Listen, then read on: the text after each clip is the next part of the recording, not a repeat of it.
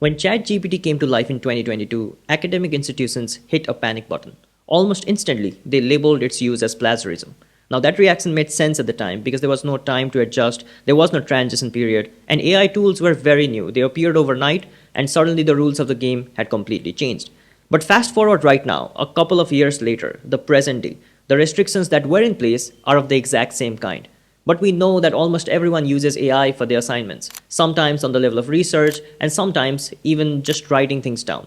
But we're stuck pretending that it's some kind of a forbidden fruit that you just can't allow into the education system. Now, I understand that to maintain the spirit of independent writing and thinking, it's not ideal to allow generative AI use all the time. However, the other option, to completely ban it on paper without ever upgrading or attempting integration, also doesn't make sense. In the real world, our work increasingly involves frequent interaction with new technologies.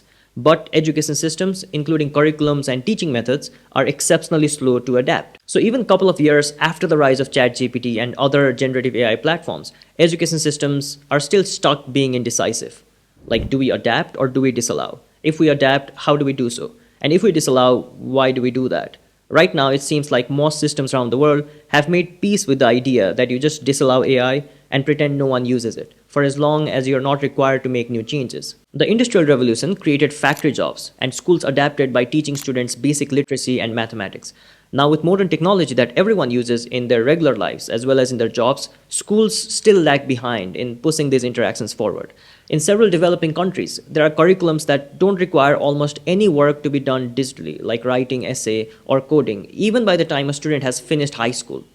And the same students are required to do most of their works digitally when they reach the workforce. Plus, in many developing countries, there's still an obsessive emphasis on rote learning instead of tech-driven problem solving. And with such slow pace of the evolution of curriculums globally, it's really not a bright sign, and there's no lack of schools where even new stuff are taught in the most traditional of methodologies. We overwhelm students with some of the most traditional curriculums, and then we exhaust them, making them barely able to participate in creative activities, even independently. What advancement in AI tools have done is that they've really highlighted the cracks in our education system. Now, AI did not cause these cracks, it just made them impossible to ignore. And educational institutions are way too comfortable in protecting the status quo. Institutions feared AI's potential to undermine learning, but in doing so, they also stalled their own evolution.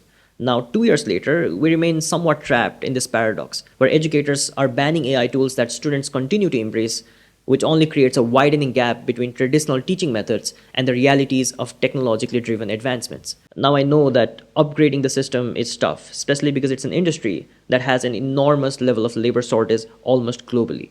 Teaching isn't exactly the hottest career choice for people. It's not the hottest career choice for brilliant minds, especially at a schooling level.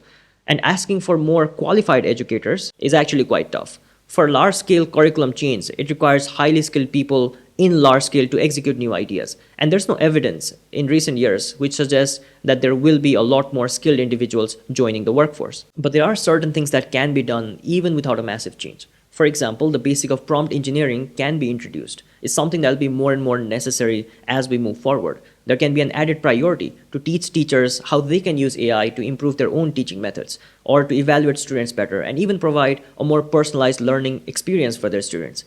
Even in computer science, coding and designing is still under-prioritized. There's a lot of work that can be done there. The gap between the market and what schools offer is widening every year. Education systems around the world are just too comfortable with their first decision after the rise of AI tools back in 2022. There's more avoidance than plotting a vision to embrace and adapt to new technologies. But pretending that everything is fine is just a part of the problem.